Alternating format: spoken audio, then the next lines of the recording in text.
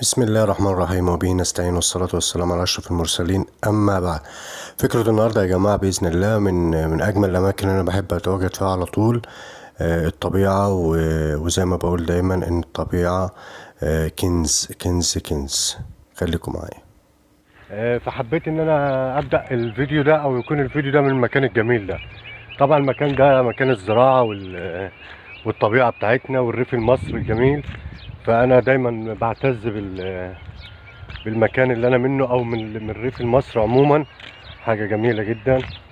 وبالمناسبة النهاردة بإذن الله الفكرة بتاعتنا هتكون من هنا، يعني الخامات إن شاء الله هنقدمها من الشجر اللي انتوا شايفينه ده، هنجيب الخامات منه.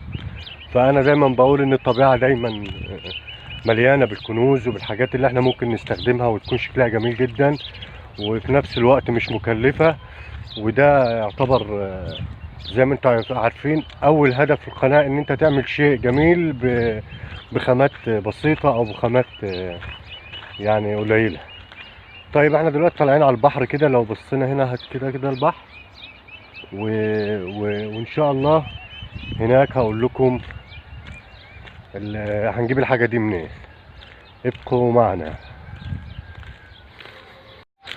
اهو يا جماعة نهر النيل زي ما قلت لكم، ده كنز كنز كنز، يعني حاجة جميلة جدا. لو وقفنا مرة كده عشان ايه توضح لكم. طبعا كلنا عارفين نهر النيل مش جديد، بس لما تبقى موجود دايما قدامه الموضوع بيفرق معاك كتير، او ان انت مثلا تكون حياتك جنبه، انت عن نفسك بتحس ان انت بقيت جزء منه وهو بقى جزء منك. هي الفكرة في كده، غير الناس اللي بعيدة او الناس اللي عايشة في المدن فالموضوع بالنسبة لها بيبقى صعب شوية. طيب يا جماعة ده بالنسبة كده احنا قربنا نخلصوا الدخلة الطويلة المملة ديت. هوريكم دلوقتي انا جبت ايه من المكان ده وهجيب منه ايه عشان خاطر اعمل بيه الفكرة بتاعته النهاردة. خليكم معايا. ده يا جماعة ده الشجرة بعيدة اللي هو دوت اللي هو ده يا جماعة بيبقى موجود في الشجر. شايف باين ولا ايه؟ اهو تمام. انا هنا مش عارف اعلي صوتي بصراحة عشان في كلب هنا لو شافني مش هيسيبني، فاعذروني بقى الصوت لو واطي شوية. فهو يا جماعة طبعا هو بيبقى اخضر اصلا، هو بقى باللون ده. طبعا لما بيتشال وبيتحط في الشمس فترة بيرجع للون اللي هو اللون اللي هو الاصفر اللي انتوا شفتوه، يعني هو بيبقى كده. هو اصلا بيبقى لونه كده، فلما بينشف بيبقى بنفس اللون ده زي ما انتوا شايفين. طبعا انا هنا هاخد منه كمية عشان ابدأ اشتغل بيها. طبعا يا جماعة بعد ما مليت شنطة اهي، دلوقتي انا ايه في الطريق للبيت. هنعمله مع بعض فكرة جميلة ان شاء الله تعجبكم. طبعا يا جماعة انا جبت اهو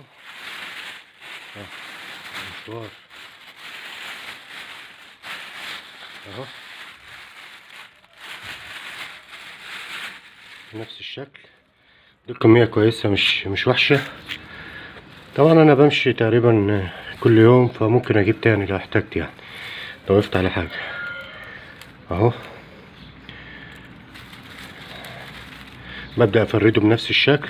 طبعا انا كده عندي على السطح، على سطح البيت، فببدأ ان انا ايه افرده عشان ايه الشمس تنشفه كويس جدا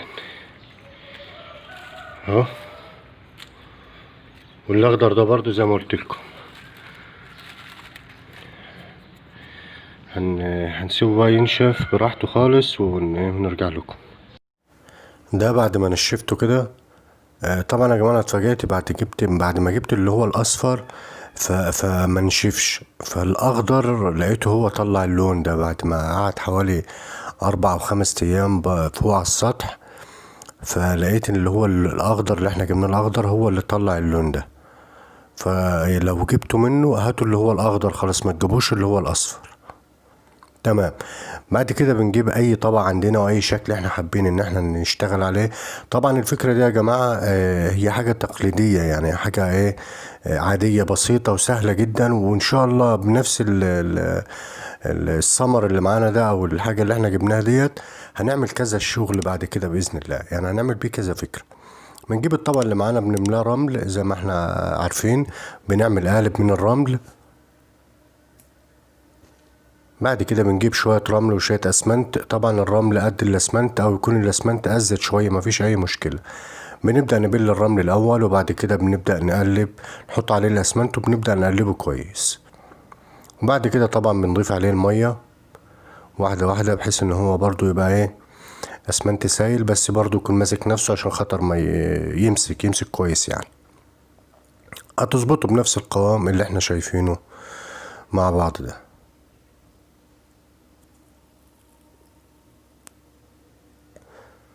تمام. بعد كده بنبدأ نفضي الاسمنت اللي معانا، الاسمنت السايل. طبعا لما بنعمل قالب زي ده ما بنحركش الصينية جامد، لان ممكن لو انت بتحرك الصينية جامد الرمل نفسه يفك من بعضه. طبعا الرمل بيبقى مبلول شوية عشان يمسك في بعضه. بعد كده بنعمل الايه القاعدة بتاعتهم. بعد كده بنبدأ نجيب الثمر اللي معانا ده. يا ريت يا جماعة اي حد يبقى عارف اسمه يكتب لنا اسمه في الكومنتات، واي حد اشتغل باي ثمار او باي حاجات من اللي هي اللي فيها شغل ده يا ريت برضو يفيدنا في الكومنتات بكومنت او يعرفنا يعني هو اشتغل بحاجة زي كده ونجحت معاه، بحيث ان برضو كلنا نستفادوا. تمام. بنبدأ ايه نحطه جنب بعضه بنفس الطريقة. طبعا هو بيبقى فيه جزء اللي هو اللي بيبقى فيه زي عصاية من قدام كده، دي ما بتطلعش، دي بتفضل فيه. دي اللي بندخلها في الاسمنت وهو لسه طري، يعني بعد الاسمنت بعدها ب10 دقايق بعد ما بنحطه على القالب بنبدأ نحط الثمر اللي معانا ده بنفس الطريقة واحدة جنب واحدة. طبعا هو شكله جميل جدا جدا جدا، لو محتاج تلوين ولا محتاج اي حاجة خالص، وشغله بسيط اوي. هعرفكم دلوقتي ازاي تخلي الشكل معانا ده او الحاجة اللي معانا دي قوية جدا وما تفكش يعني انت شلتها حطيتها بتاع مفيش اي مشكلة. بالامير يا جماعة هتفضي عليها 3 انابيب بالكتير خالص، يعني 3 انابيب هيفضوا عليها هيخلوها زي الحديد مفيهاش اي مشكلة خالص. بنبدأ بعد كده بعد ما بتنشف بنبدأ نفرغ الرمل اللي فيها.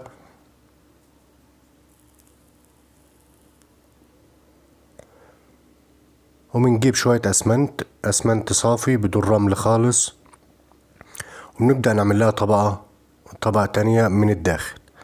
طبعا انا خرمتها من نص عشان انا هستخدمها قصيص، ممكن انت تستخدمها حاجات كتير. انا بعد كده ان شاء الله هعمل بقى ديكورات كتير وهرفعها لكم افكار كتير بنفس الطريقة دي.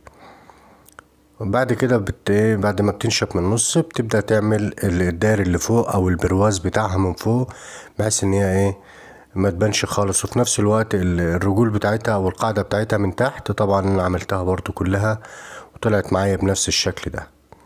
حاجة جميلة جدا وحاجة فخمة وقيمة بحاجات بسيطة ومن الطبيعة، يعني هي اللي انا ما خسرتش حاجة وعملت حاجة كرياتيف ما حدش عملها قبل كده. حاجة جميلة جدا وسهلة وبسيطة ومش محتاجة اي حاجة ولا محتاجة صنعة ولا محتاجة اي حاجة خالص. ان شاء الله باذن الله هنعمل بعد كده حاجات كتير زي ما قلت لكم بالثمر اللي معانا ده، وباذن الله في فيديوهات ان شاء الله ارفعها لكم كمشاريع بالمكن ان شاء الله، شغل المكن يعني بانواعه باشكاله بكل وظائفه بدراسة جدوى بكل حاجة. فتابعونا ان شاء الله الناس اللي هي بتدور على مشاريع، ان شاء الله هنتكلم في مشاريع وهيكون معانا متخصصين يتكلموا في الموضوع، وهيكون معانا المشاريع بإذن الله كاملة بدراسة جدوى بالتسويق بأسعار الماكينات بكل شيء إن شاء الله بإذن الله. فيا رب يا رب تكون الفكرة سهلة وبسيطة وما تكونوش تقال عليكم، ويا رب يكون الفيديو عجبكم. ما تنسوش اللايك والشير والاشتراك في القناة وتفعيل زر الجرس عشان يوصلكم الجديد بإذن الله. ويا ريت تشوفوا الأفكار ديت وتعملوا شير للجميع، وشكرا لحضراتكم جدا جدا، والسلام عليكم ورحمة الله وبركاته.